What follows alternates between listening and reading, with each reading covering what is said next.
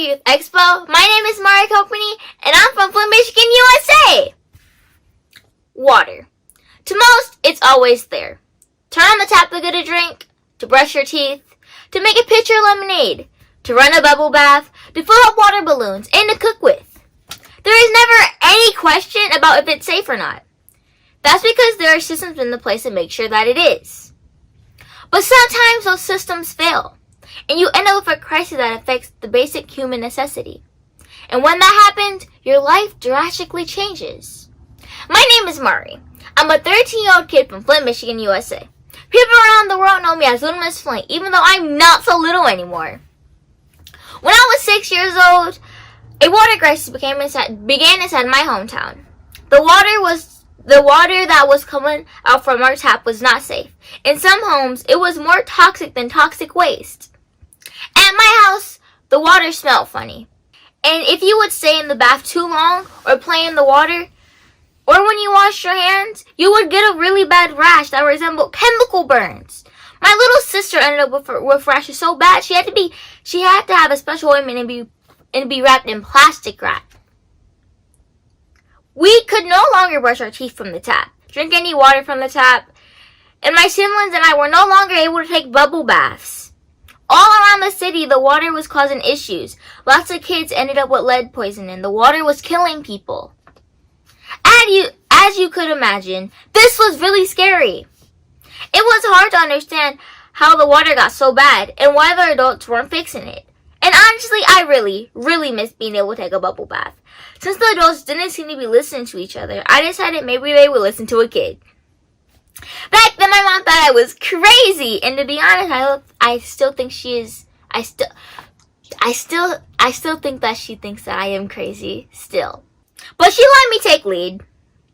We started going to marches and protests, even when it was 20 degrees outside, with snow up to my knees. I started speaking up, and I was doing whatever I could to get people to listen to me. And FYI, it's really hard to make adults listen to you when you're just a kid. And then think about you have no idea what you're talking about. We got a chance to go to congressional hearings of the Flint water crisis.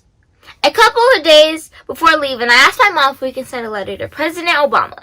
I knew there was no way he would even react to the letter, let alone respond, but I wanted to try anyways. That trip came and went. Then a couple months later, my mom got a call from a blocked number. Turns out President Obama had read my letter, and he didn't only want to write me back, he wanted to also meet me firsthand, and he was going to come to Flint too. Suddenly, everybody wanted to hear what I had to say, and I made sure to use that platform to be able to give back. Giving back has always been something that has become second nature to me. It was never something that had to be forced. That's because all my life I had been raised to make sure that I'm giving back to my community.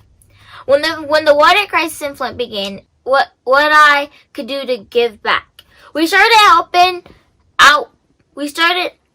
out to pass out water and other supplies to the Flint residents. The bigger my platform became, the more I was able to give back. Next, I started collecting backpacks and school supplies. That has become something I have done every single year in the past 5 years. I have done over 18,000 fully stuffed backpacks. And backpacks aren't the only things that I was giving back. Every time I seen a need in the community, I made sure to do whatever I could to make sure that need was met. At Christmas, I started hosting huge holiday parties with a toy room that could give Santa Claus a run for his money. I have even added real reindeer, cookie decorating, a candy bar, and inflatables because every kid deserves to feel the magic of real-life winter wonderland. We have given away over $200,000 worth of toys and games. The past few years, I have been collecting and giving away coats to kids here that need a nice, warm winter coat. I have given away over 1,000 coats and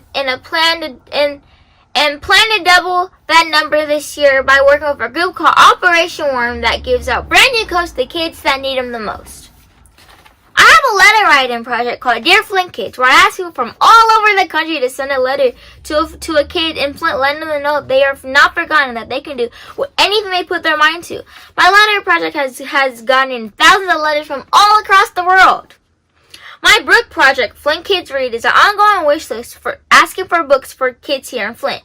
Low-income kids tend to have fewer books in their home than the kids from middle-class families. So my goal is to get books in their hands of kids here. And not just any books. I try to focus on books by black authors with black characters because black kids deserve to see themselves in books that they read. Today I have given away over 1,000 books. In April 2018, when the state decided it no longer wanted to fund the water sites for residents to get clean water, I stepped up and raised money to be able to give away water to the residents that depended on that bottled water. I was able to raise over $150,000 and ultimately gave away over 1 million bottles of water. The bottled water was a lifeline for people, but the amount of plastic waste coming out the Flint from bottled water was hurting the environment. Not to mention the inconvenience it is to have to go out and pick up water, carry it in the house, then have to open up bottle after bottle when you needed water to drink or to cook with. So I decided to partner with a company that creates state-of-the-art water filters. Working with them, we came up with my very own water filter. I've raised over $350,000 to help fund these filters. And they are being shipped all over the United States because unfortunately toxic drinking water is not a problem that is unique to Flint. America is in the middle of a national water crisis and most people have no idea that is happening. By now you are probably thinking, how is this kid able to pull off so many huge projects? Well, once President Obama came to Flint, I used up to build on. I took over my mom's Twitter page to make sure to remind people about the Flint water crisis whenever I got a chance. I built up a huge following on social media and I have been able to launch several successful fundraisers. At one time, I would try my hardest to get the attention of politicians and celebrities. Now they are the ones reaching out to me and asking what they can do to help. And if a little black girl from Flint, Michigan can do so much to help her community, then so can you. Okay, young people, listen up. I have learned a lot the past few years, and I want to share some things with you.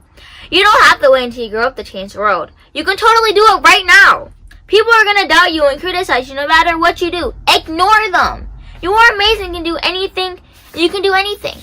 Lead with love. The world is so full of cruel and hateful people. You don't have to be one of them. You can make a huge difference in the world, even if you start small as helping out the kids in your neighborhood. Never allow anyone to tell you that you can't do something, even if it seems impossible to you.